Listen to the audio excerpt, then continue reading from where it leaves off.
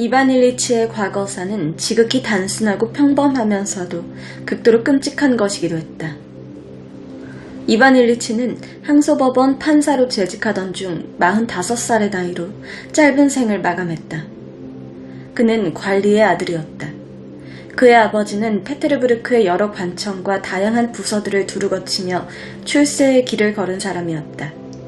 하지만 그 출세란 어떤 중대한 직무를 맡겨도 그것을 감당할 능력이 없는 무능한 사람임에도 그 사람이 단지 과거에 오랜 경력을 쌓았고 고위 직책을 맡고 있다는 이유만으로 파면은 고사하고 오히려 자신의 지위를 굳건히 지켜나가는 그런 종류의 출세였다.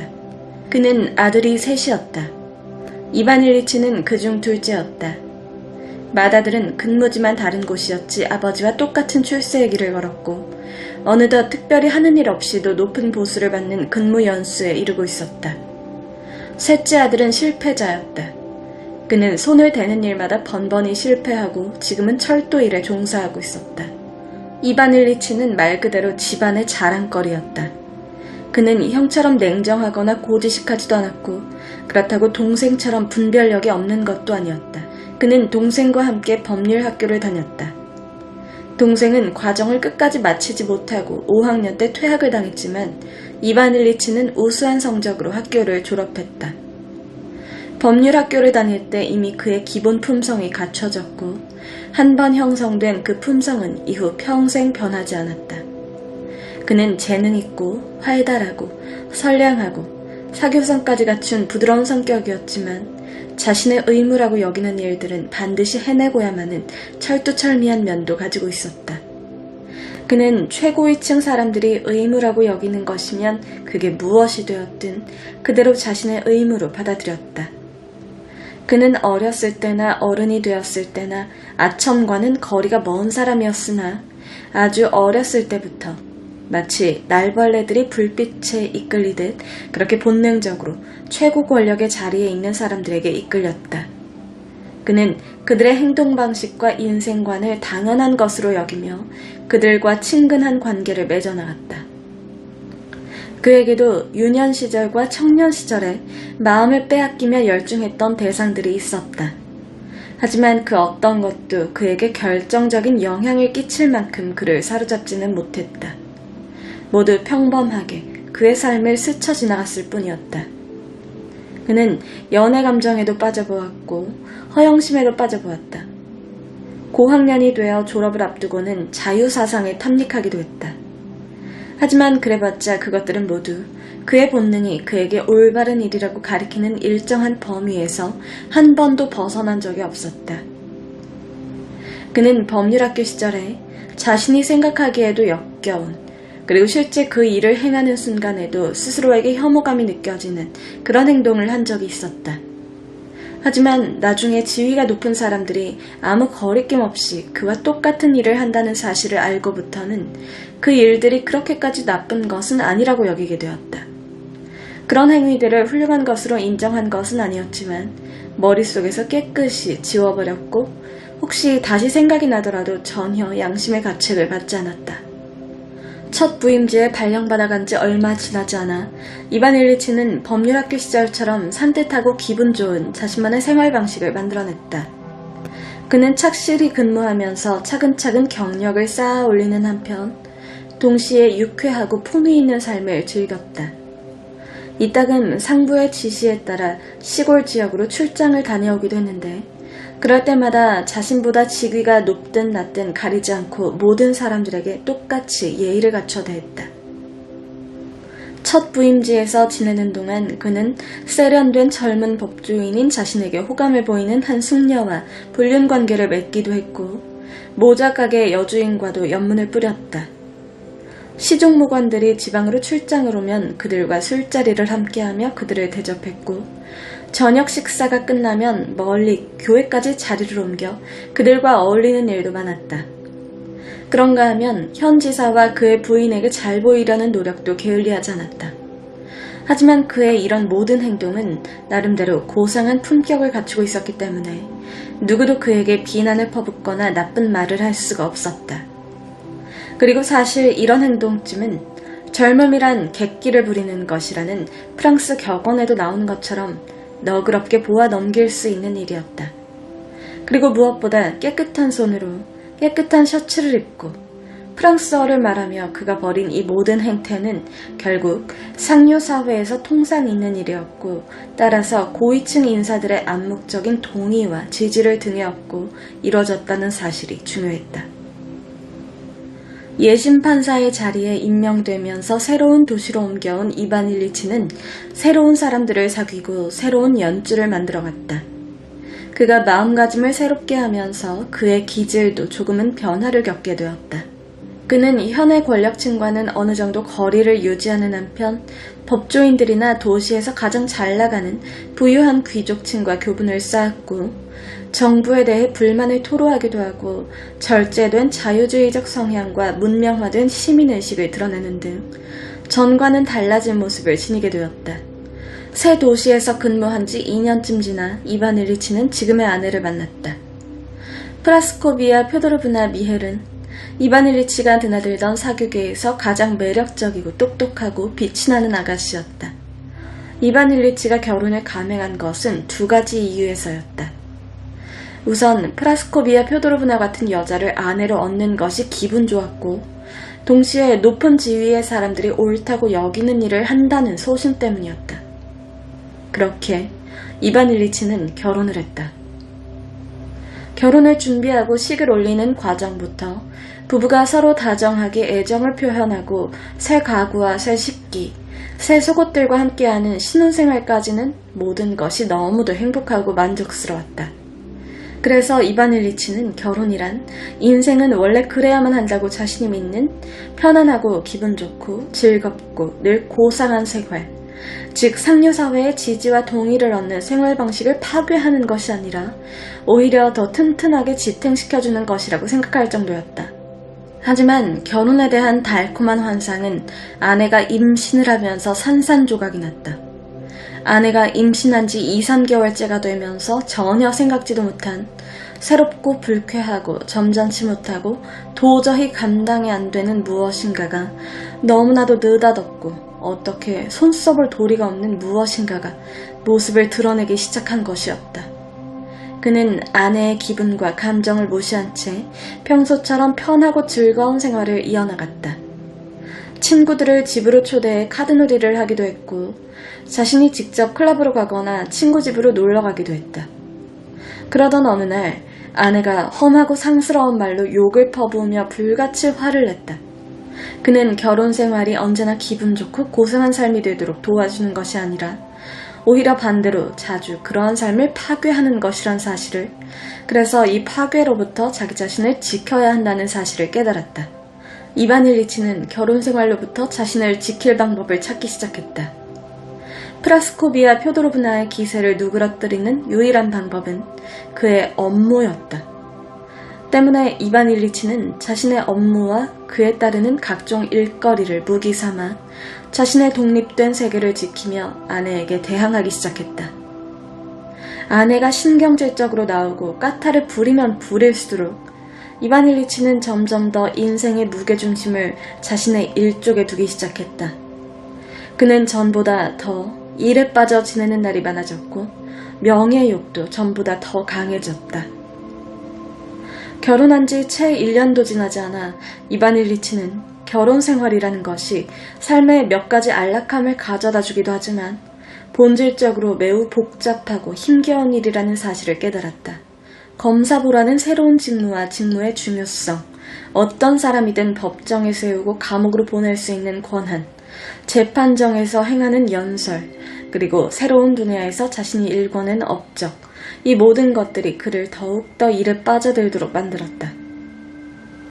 프라스코비아 표도로브나는 새로 이사간 도시에서 안 좋은 일이 생길 때마다 남편 탓으로 돌리며 남편을 원망했다. 남편과 아내가 나누는 대부분의 대화, 특히 아이들 교육을 놓고 나누는 대화는 과거의 다툼들을 떠올리게 하는 문제들로 이어지기 일쑤였고, 때문에 이들 대화는 언제고 다시 새로운 다툼으로 번질 충분한 소지를 안고 있었다. 어쩌다 한 번씩 부부가 서로에게 다시 애틋한 감정을 느끼는 순간들이 찾아오기도 했지만 그리 오래가지 못했다.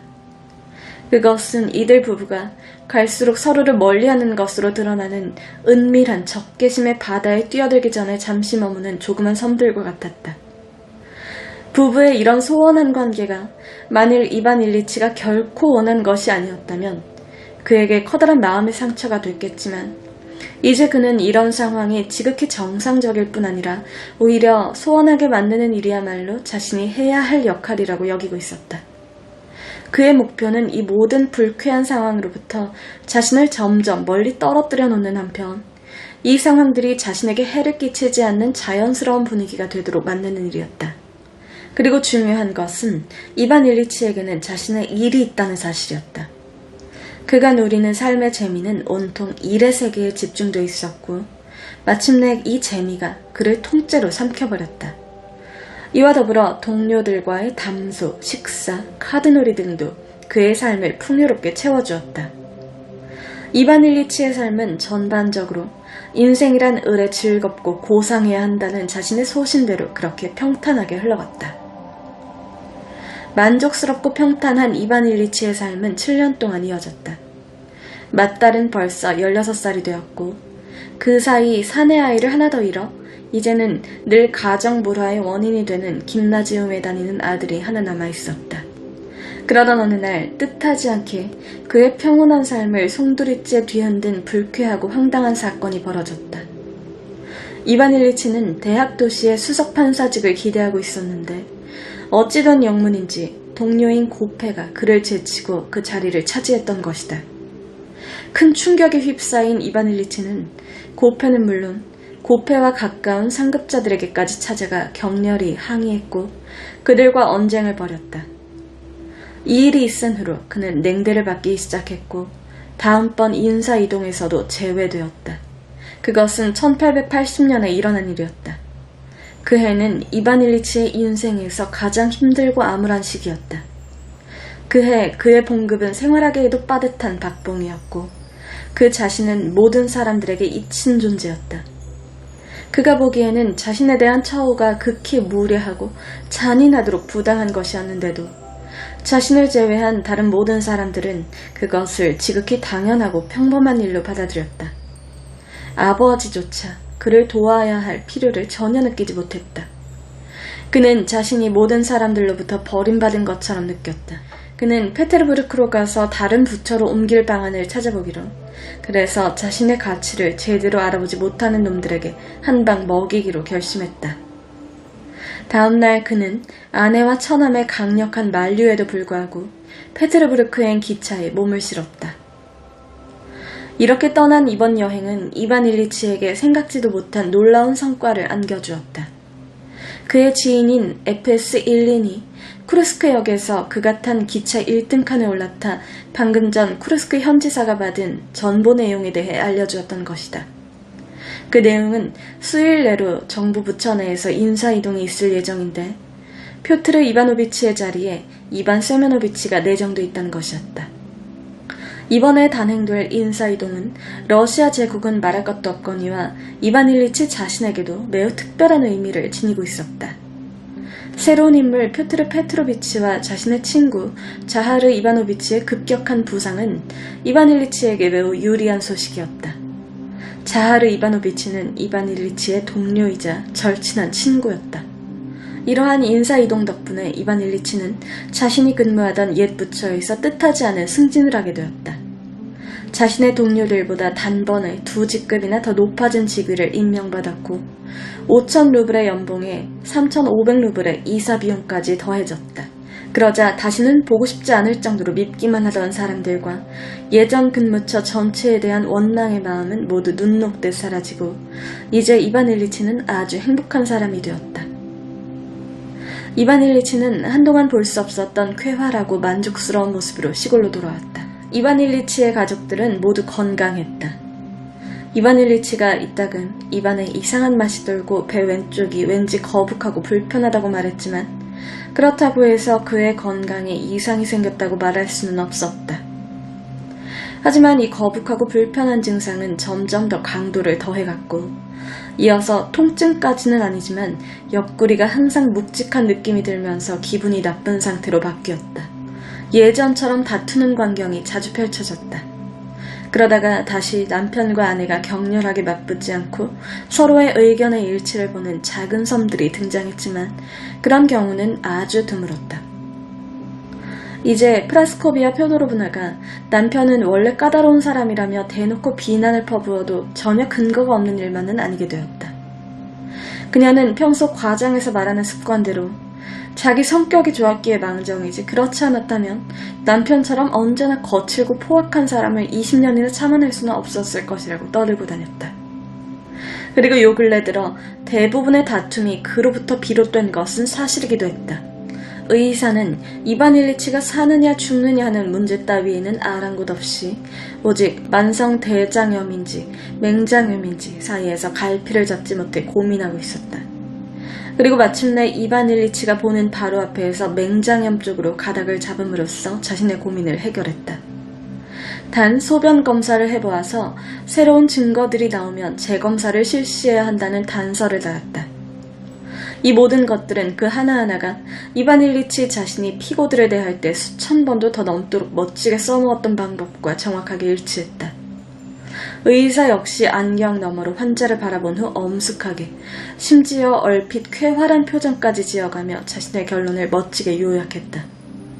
의사에게 들은 간략한 이야기를 바탕으로 이반 일리치는 현재 자신의 상태가 좋지 않다는 결론을 내린 동시에 자신의 상태가 어떠하든 의사에게는 별 상관이 없는 문제이며 아마 다른 사람들 역시 마찬가지일 거라는 생각이 들었다. 이렇게 결론을 내리고 나자 그의 마음속에 자신을 향한 깊은 연민이 느껴졌다.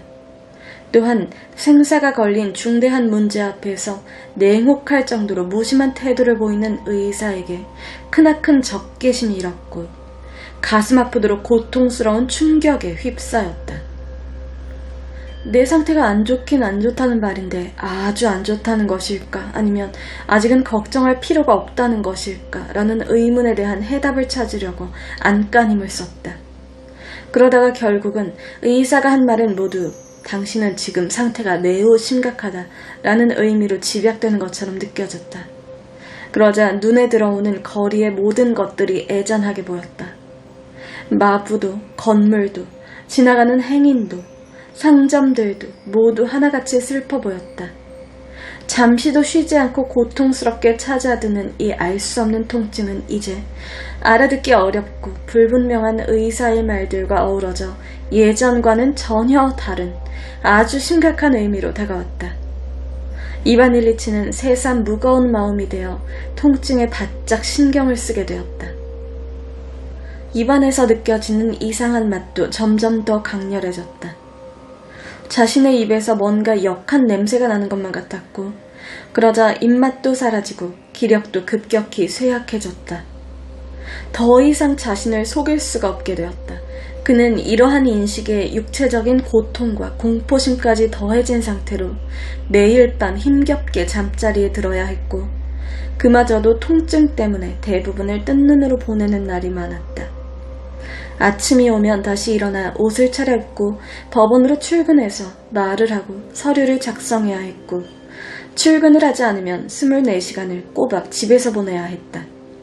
그리고 집에서 보내는 24시간은 매 순간이 고통의 연속이었다. 그랬다. 카이사르는 인간이었고 인간인 그는 죽는 것이 당연했다. 하지만 나 이반 일리치에게는 수많은 감정과 생각을 지닌 바로 나에게는 죽음이란 전혀 다른 문제였다. 다른 사람이 아닌 바로 내가 죽는다는 건 도저히 있을 수 없는 일이었다. 그것은 너무나도 끔찍한 일이었다. 그에게는 그렇게 느껴졌다. 만약 나도 카이사르처럼 죽어야 한다면 나는 그것을 알 수 있었을 거야. 내 안의 목소리가 나에게 알려줬을 테니까. 하지만 그런 목소리는 전혀 없었어. 나도 내 친구들 모두도 우리는 카이사르와 다르다고 생각했었지. 그런데 지금 이 꼴이 뭐란 말인가. 그가 혼잣말을 했다. 이반 일리치를 가장 견디기 힘들게 하는 것은 바로 거짓이었다. 무슨 까닭에선지 모두가 공인한 거짓. 그는 병을 앓고 있을 뿐이지 죽어가는 것이 아니라는, 마음을 편히 가지고 치료만 잘 받으면 당연히 좋은 결과가 있을 것이라는 그 거짓을 견뎌내기가 그에게는 너무나도 고통스러웠다. 아무리 별별 짓을 다 한다 해도 이제는 갈수록 심해지는 고통과 죽음 외에는 다른 어떤 결과도 기대할 수 없다는 사실을 그는 잘 알고 있었다. 그래서 그는 이 거짓이 괴로웠고, 사람들이 자기네들은 물론 그 자신도 알고 있는 이 엄연한 사실을 인정하기는커녕 오히려 그의 절망적인 상태에 대해 속이려 들고, 또 그 속임수에 그 자신마저 가담하기를 강요하는 것 또한 그에게 커다란 고통을 안겨주었다. 거짓말 외에도 이반 일리치를 고통스럽게 한 것은 이 거짓말 때문에 사람들이 이반 일리치 자신이 바라는 만큼 그를 위해 마음 아파하지 않는다는 사실이었다. 오랫동안 고통스러운 병마에 시달리고 난 뒤 때때로 이반 일리치는 사실대로 고백하기 참으로 부끄러운 일이었지만, 누군가 자신을 아픈 아이 대하듯 그렇게 가엾게 여겨주기를 그 무엇보다도 더 간절히 소원했다. 사람들이 어린애를 어루만지며 살살 달래듯 그렇게 자신을 다정하게 다독이고 자기에게 입을 맞추고 자기를 위해 울어주기를 바랬다. 그는 더 이상 참지를 못하고 어린아이처럼 소리내어 울기 시작했다. 그는 의지할 데 없고 한없이 고독한 자신의 딱한 처지가 서러워 울었고, 사람들의 냉혹함과 하느님의 잔인함, 그리고 하느님의 부재가 원망스러워서 울었다. 무엇 때문에 제게 이런 시련을 주시는 겁니까?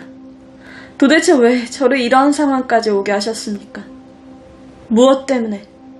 도대체 무엇 때문에 저를 이다지도 고통스럽게 하시는 겁니까? 그는 대답을 기다리지 않고 울었다. 기다려봐야 아무 대답이 없을 것이고 또 대답이 있을 수도 없기 때문이었다. 다시 통증이 몰려왔지만 그는 몸을 뒤척이지도 사람을 부르지도 않았다. 그는 스스로에게 말했다. 그래, 다시 통증이 몰려온단 말이지. 그래, 나를 칠 테면 치십시오. 하지만 무엇 때문이죠? 내가 무슨 잘못을 했다고 이러는 거죠? 잠시 후 그는 조용해졌다. 울음도 멈추고 죽은 듯이 숨도 멈춘 채 정신을 집중하기 시작했다.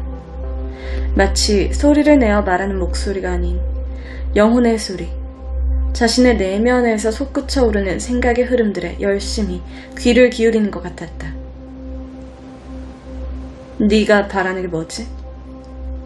그래, 사는 거 예전에 살던 것처럼 행복하고 기쁘게. 예전에 어떻게 살았는데? 네가 행복하고 기쁘게 살았다고? 목소리가 다시 물었다. 그는 행복했던 지난 삶에서 최고로 좋았던 순간들을 떠올리며 마음속에 그려보기 시작했다. 하지만 이상하게도 자신의 지난 삶에서 가장 좋았던 그 모든 순간들이 이제는 그 당시에 만족스럽게 여겼던 것과는 완전히 다르게 느껴지는 것이었다. 아주 어린 시절을 제외한 인생의 다른 모든 순간들이 그랬다. 그 시절, 어렸을 적에는 그것이 다시 돌아온다면 그것만 가지고도 살 수 있을 것 같은 정말로 행복한 무엇인가가 있었다. 하지만 그 시절 그 행복을 느꼈던 사람은 이미 존재하지 않았다. 그건 마치 다른 누군가를 추억하는 것과 같았다. 어린 시절로부터 멀어지면 멀어질수록, 그리고 현재에 가까워지면 가까워질수록 기쁨들은 점점 더 하찮은 것으로, 점점 더 의심스러운 것으로 바뀌었다. 난 내가 조금씩 산을 내려오는 것도 모르고 산 정상을 향해 나아간다고 믿고 있었던 거야. 정말 그랬어. 세상 사람들이 보기엔 산을 오르는 것이었지만 실은 정확히 그만큼씩 내 발밑에서 진짜 삶은 멀어져 가고 있었던 거지. 그래, 이제 다 끝났어. 죽는 일만 남은 거야. 그에겐 시간이 존재하지 않았던 이 사흘 동안 그는 눈에 보이지도 않고 당해낼 수도 없는 어떤 힘이 그를 밀어넣은 바로 그 검은 자루 속에서 고통스럽게 몸부림쳐야 했다. 사형을 언도받은 죄인이 사형 집행인의 소나기에서 벗어나려고 발버둥 치는 것처럼 그는 생명을 구할 길이 없음을 알면서도 필사적으로 저항했다. 비록 온 힘을 다해 저항하고 또 저항을 했지만 자신이 그토록 두려워하는 죽음을 향해 한 걸음 한 걸음 가까이 다가가고 있다는 사실을 그는 매 순간 느끼고 있었다. 그는 자신이 이 검은 구멍 속으로 빨려 들어가기 때문에 고통스럽다는 것을, 그리고 검은 구멍을 뚫고 저쪽으로 빠져나가지 못하기 때문에 더더욱 고통스럽다는 것을 알았다. 그가 구멍을 통과하지 못하도록 가로막는 것은 자신이 살아온 삶이 좋은 것이었다는 인식이었다.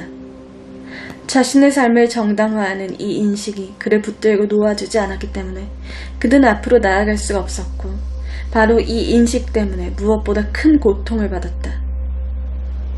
벼랑간 어떤 힘이 그의 가슴과 옆구리를 세차게 밀어붙였고 그는 숨쉬기가 더욱 힘들어졌다. 그는 구멍 속으로 굴러 떨어졌다. 그곳 구멍 끝에서 뭔가가 환하게 빛나고 있었다. 기차를 타고 갈 때 흔히 있는 일이 그에게 일어나고 있었다. 그것은 실제로는 뒤로 가고 있는 기차를 앞으로만 간다고 생각하고 있다가 갑자기 기차의 진짜 진행 방향을 알게 되는 상황과 흡사했다. 이반 일리치가 구멍 속으로 굴러떨어져 빛을 본 것은 바로 그때였다. 빛을 발견한 바로 그 순간 그는 자신이 여태 잘못 살아왔으며 아직은 이 잘못된 삶을 바로잡을 기회가 남아있다는 사실을 깨닫게 되었다. 그래서 올바른 일이란 무엇인지 스스로 물은 뒤 조용히 귀를 기울이며 입을 다물었던 것이었다. 이때 누군가 자신의 손에 입을 맞추고 있다는 느낌이 들었다. 눈을 뜨자 아들이 보였다. 그는 아들이 가엾어졌다. 아내가 그의 곁으로 가까이 다가왔다. 그는 아내를 바라보았다. 아내는 입을 벌린 채 눈물이 코와 목을 타고 흘러내리도록 흐느껴 울며 절망적인 표정으로 그를 바라보고 있었다. 그는 그런 아내가 불쌍해졌다. 그래, 내가 지금 가족들에게 상처를 주고 있어. 그는 생각했다. 나 때문에 마음은 아프겠지만 그래도 내가 죽는 게 가족들에겐 훨씬 나을 거야. 그는 이 말을 직접 입 밖에 내어 말하고 싶었지만 그럴 기운이 없었다. 아니야, 굳이 말로 할 필요가 뭐 있어. 그냥 행동으로 옮기면 되지. 그는 아내에게 눈짓으로 아들을 가리키며 말했다. 데리고 나가. 안 됐어, 당신도.